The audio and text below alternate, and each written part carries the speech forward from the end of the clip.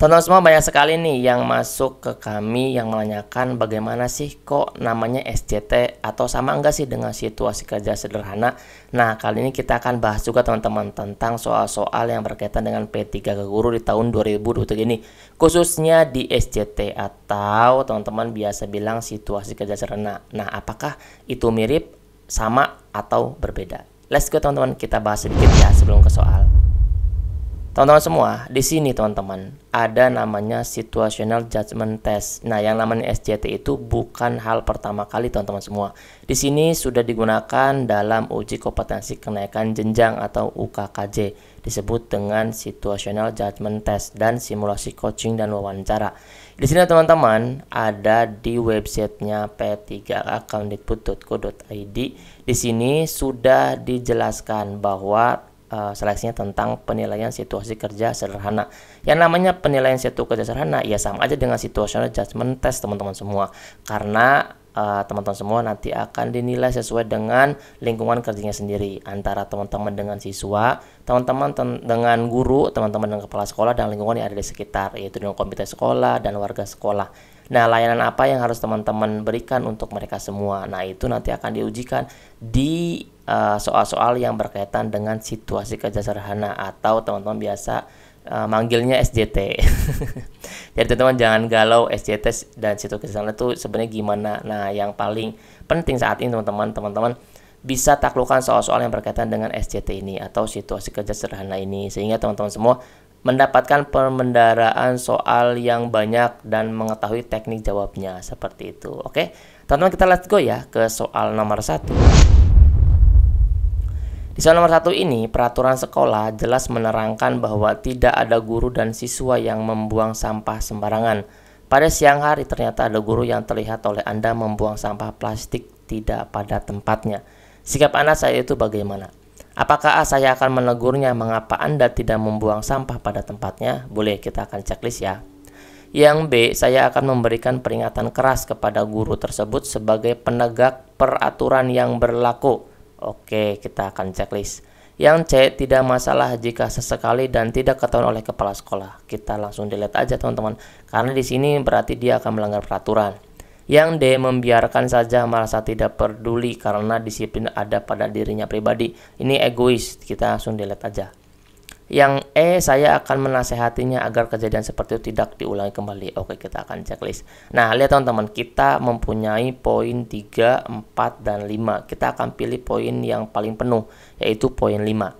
Yang A, saya akan menegurnya. Mengapa Anda tidak membuang sampah pada tempatnya? Hanya menegurnya teman-teman. Pasti ini dia mendapatkan poin 4. Yang poin 3-nya adalah yang B. Saya akan memberikan peringatan keras kepada guru tersebut sebagai penegak peraturan yang berlaku. Yang memberikan peringatan keras itu biasanya memberikan punishment itu adalah kepala sekolah teman-teman. Jadi ini kita akan pilih optionnya bobot 3. Nah, yang bobotnya paling tinggi yaitu di poin 5 ada di option A teman-teman semua. Di sini akan menasehatinya supaya agar kejadian seperti itu tidak diulangi lagi. Jadi ada dampaknya teman-teman semua dengan cara menasehatinya. Nah, jangan hanya menegurnya.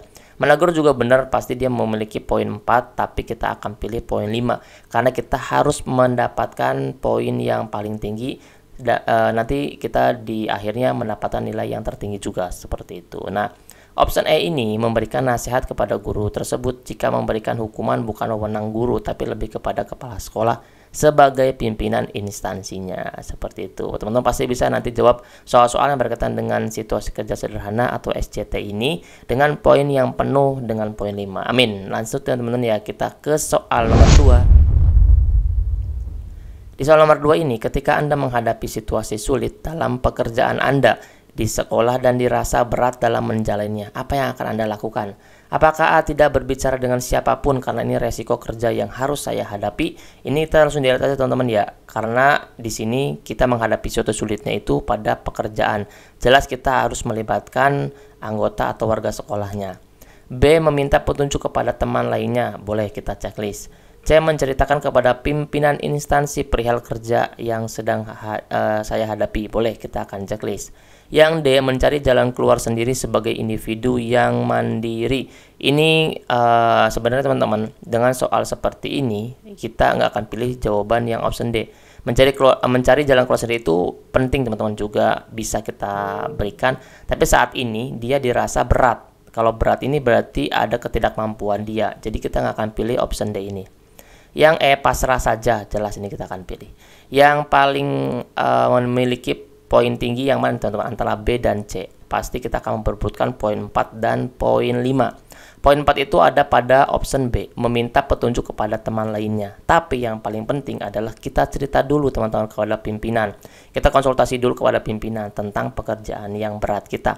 Bukan berarti kita menolak apa segala macam, tapi ingin menerima sebuah masukan dari kepala sekolah apa yang harus kita seorang guru lakukan dalam menghadapi persoalan yang ada di pekerjaan tersebut. Jadi option C ini adalah option yang memiliki poin bobot paling tinggi teman-teman, yaitu poin 5.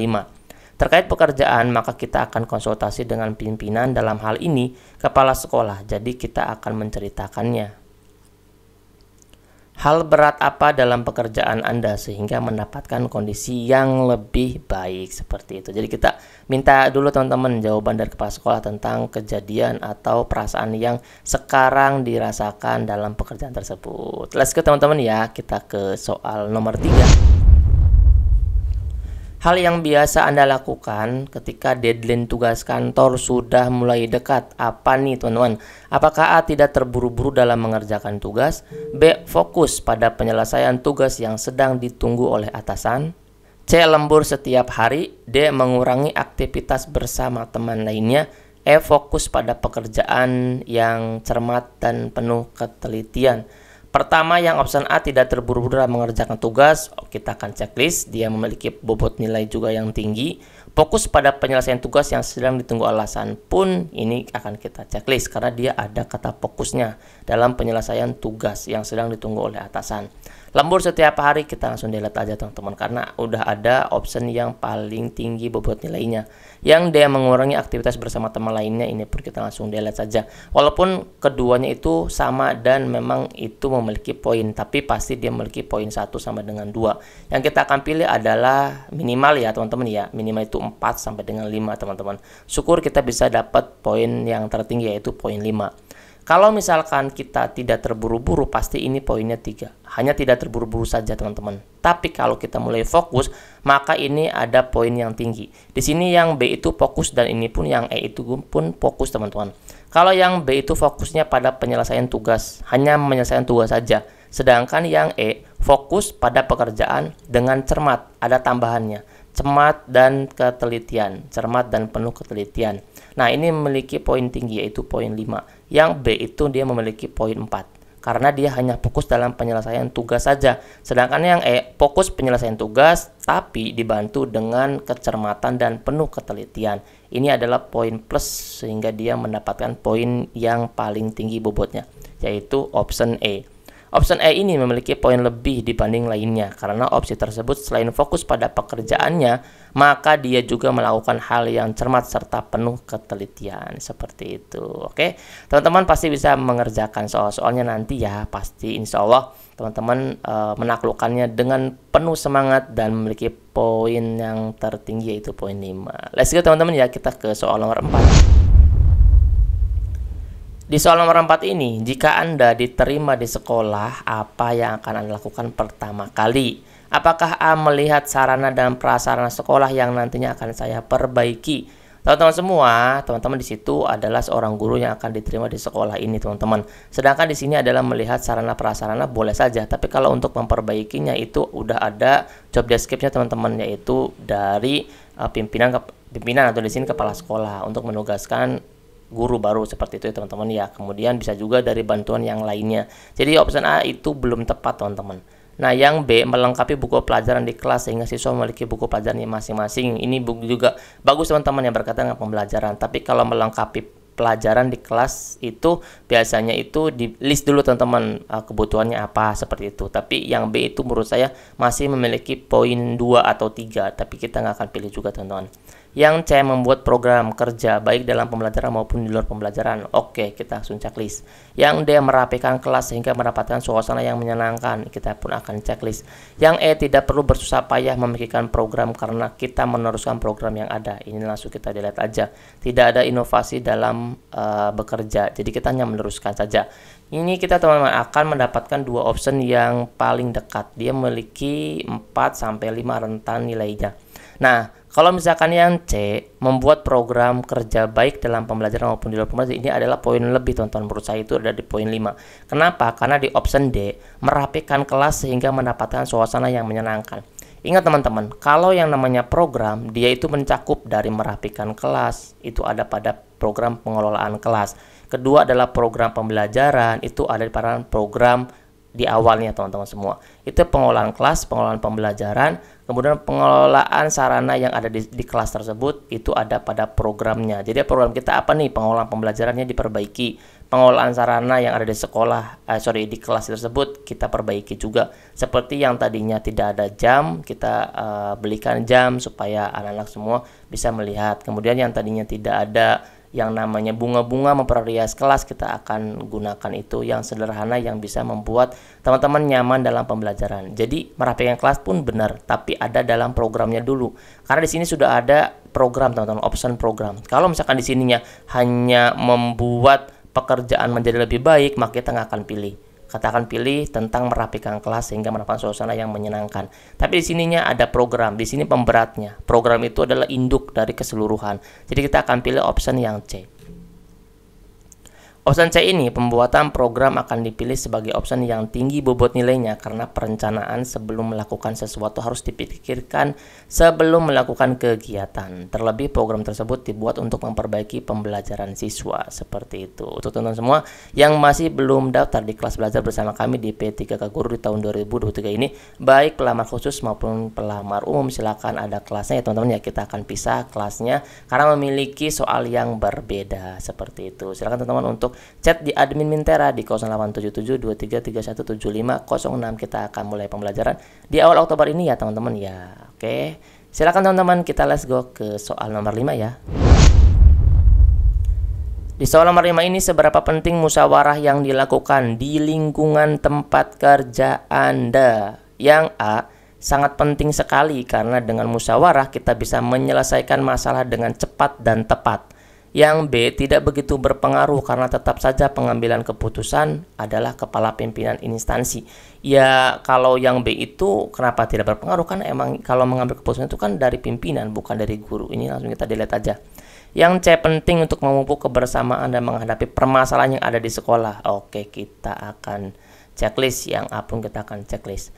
Yang D, opini dalam musyawarah akan menggiring kepada perpecahan ide dan gagasan. Ini kalau misalkan D itu jelas salah ya. Kenapa bisa dia menggiring musyawarah kepada opini perpecahan ide? Karena musyawarahnya tidak terlaksana dengan baik, tidak saling menghormati dan menghargai pendapat orang lain. Jadi yang D jelas kita akan delete. Yang E, biasa saja karena musyawarah di tempat kerja hanya akan menimbulkan konflik baru. Ini pun kita langsung delete karena dia tidak sukses dalam menjalankan poin-poin dalam musyawarah. Nah, optionnya hanya ada di A dan C yang memiliki option poin 4 dan 5. Mana kita akan pilih option yang memiliki poin 5? Yang C dulu teman-teman, lihat. Penting untuk memupuk kebersamaan dalam menghadapi permasalahan yang ada di sekolah. Betul. Yang A, lihat. Sangat penting. Pertama adalah penting, yang kedua adalah sangat penting. Nah, kita akan pilih sangat penting nih teman-teman. Kenapa sih? Kita langsung lihat. Karena dengan musyawarah kita bisa menyelesaikan masalah dengan cepat dan tepat. Nih ada poin pemberatnya. Dengan cepat dan tepat, sangat penting sekali musyawarah ini. Jelas teman-teman, option A adalah memiliki option poin yang tinggi, yaitu poin 5. Dengan musyawarah dalam suatu kelompok membuat persepsi bahwa kebijakan tidak diambil secara otoriter tanpa meminta pendapat dari orang lain. Ini manfaat musyawarahnya ya.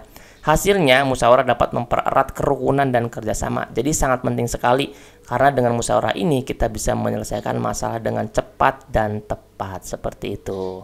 Nah, 5 soal ini mudah-mudahan bisa mengatakan teman-teman semua menjadi ASN P3K ya. Mudah-mudahan bisa belajar terus dan bermanfaat menjadi amal jariah untuk kita semua. Jangan lupa teman-teman untuk subscribe ya, like dan bagikan video ini ke teman guru yang lainnya, ke grup guru yang lainnya. Mudah-mudahan yang menonton dan yang membagikan mendapatkan amal jariah juga teman-teman semua, dan saya doakan bisa lulus jadi ASN P3K. Amin amin ya rabbal alamin.